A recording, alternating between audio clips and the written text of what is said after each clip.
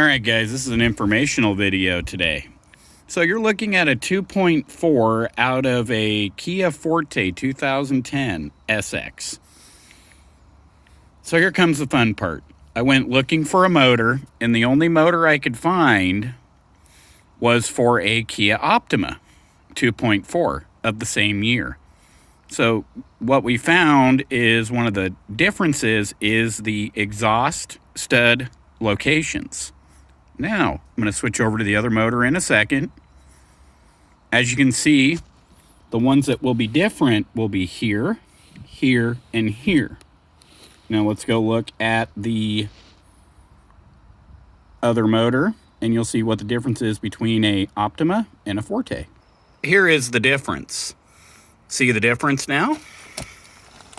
So on the other motor, it's here, here, here.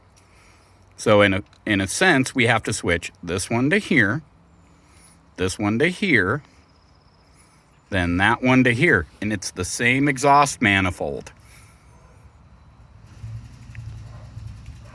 Except for this one off the Kia has a catalytic converter in it to where the Optima does not. All right, guys.